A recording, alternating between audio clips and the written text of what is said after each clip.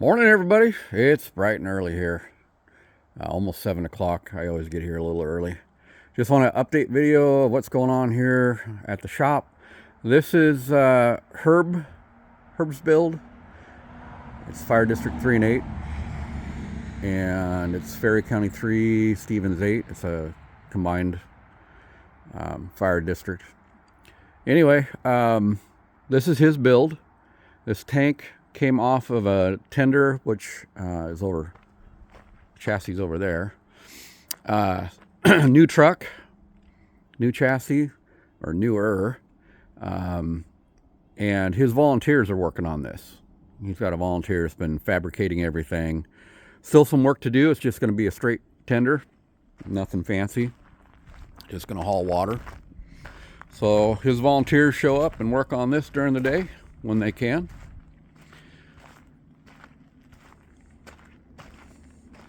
And then this is a 1,000-gallon tank. No, man, I don't remember. I think it's 1,000-gallon. It came out of a tender from a neighboring jurisdiction. We had the truck here yesterday. They came up and worked on it. They needed our the forklifts we have to lift it out. This tank was on a mob, or this engine tanker was on a mob. Hit a bump real hard. It's a plastic tank or poly tank, and cracked the tank. So we hooked them up with someone we know that does poly welding. So they pulled this tank out last night, and we got the welder going to come up here in the next day or two, I think. So I wasn't here for that. It happened after I went home. I work 7 to 3. And I think they were here a lot later. So that's in the works for that agency, and they're doing all the work. They just needed some advice on some things, and their volunteers came up and started working on that. So hopefully that'll get done in the next day or two. And then inside the shop, we are working on 2 different builds at the same time. Jake and I'm working on one inside, and then it's going to be a tender, and Jake's working on a brush truck. Show you those real quick.